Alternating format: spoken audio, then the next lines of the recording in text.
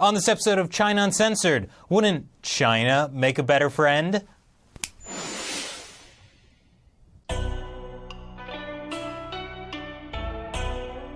Hi, welcome to China Uncensored. I'm your host, Chris Chappell. Well, the U.S. and the Philippines are just wrapping up joint military drills. And it's a bit bittersweet. Like the last days of high school, you and your girlfriend tell each other you'll totally stay in touch, that nothing can keep you apart. But deep down, you both know it's over. Because let's face it, the U.S. and the Philippines are drifting apart. Times have changed, and you've coupled together for the last time. I think the Philippine Defense Minister said it best.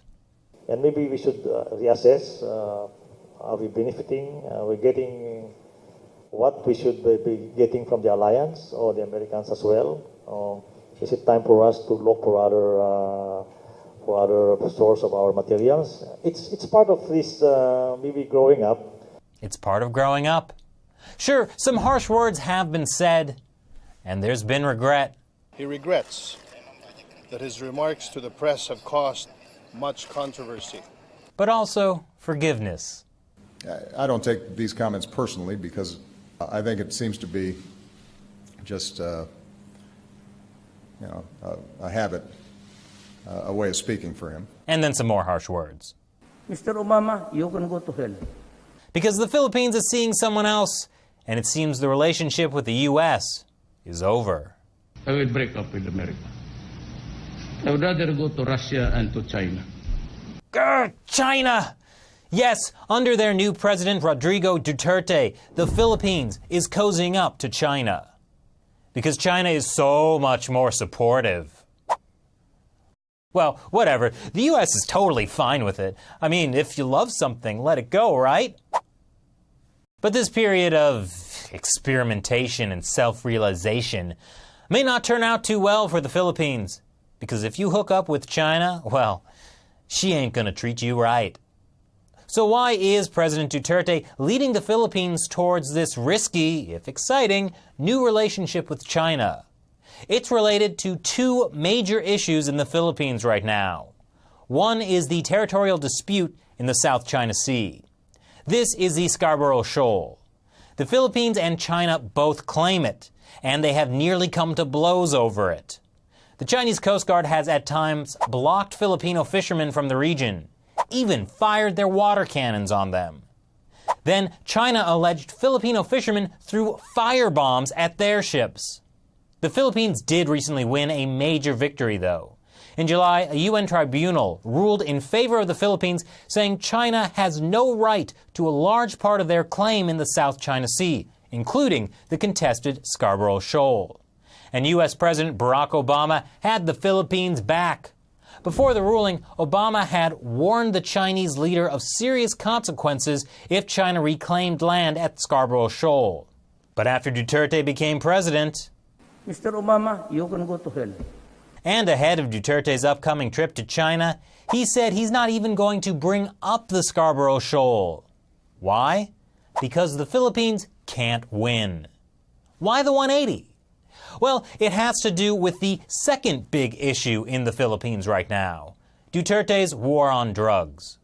In an attempt to rapidly solve the Philippines' drug problems, he's gone after both drug dealers and users. More than 3,300 people have been killed in just a few months. Of course, some drug users are being rehabilitated. For example, by organizations having them build coffins. If they did not change the former way of living, there might be the one using this casket for them. But it's not, it's just a joke. Ha ha! What a joke. Obama isn't laughing, though. The U.S. has been one of many governments expressing serious concern over the extrajudicial killings of not just drug dealers, but also drug users. And Duterte has not taken the criticism of his anti-drug campaign well. I would like to just give an advice to the all human rights shouting now, local and international. I said you can all go to hell. So yeah, he doesn't like criticism. Look, the Philippines does have a very serious drug problem. The previous president wasn't able to do anything about it. That could be one of the reasons why Duterte is so popular inside the Philippines. And I get why distancing yourself from the United States has appeal. For years, the Philippines was basically a U.S. colony.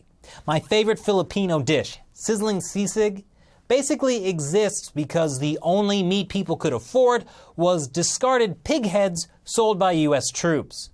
Pig heads, it turns out, are delicious. But China is a bad alternative. China and Russia are also carrying out joint military drills in the South China Sea.